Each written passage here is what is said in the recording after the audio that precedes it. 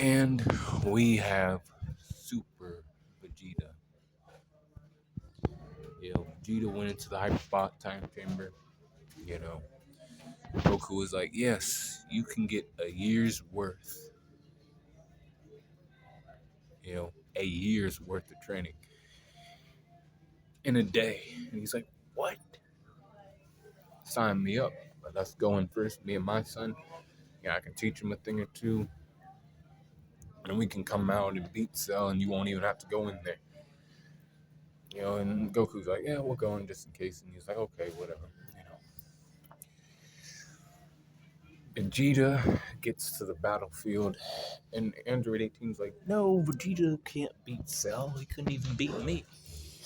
But Vegeta was different. He came back. You know, he was stronger, faster. He was Super Vegeta now. He was beating Cell's ass. Honestly, he could have beat Cell. He could have took care of that business, but then there wouldn't have been a story, and the Cell saga wouldn't have been, what it ultimately became. He had to let other people. He had to let other people get their time to shine. Basically, his saying probably got in the way, and that's true. He was like, um, okay, man, I'll fight you at your best. You'll bitch about me.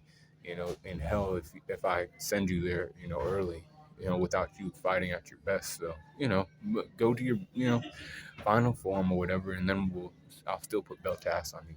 Is what he thought. You know, I mean, Vegeta was more powerful and other things, so he was like, what?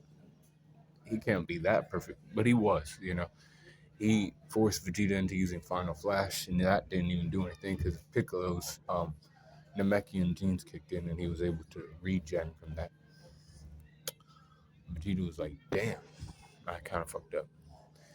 He saw his son die, in the later parts of the Cell Saga. He went crazy trying to fight against a super perfect Cell.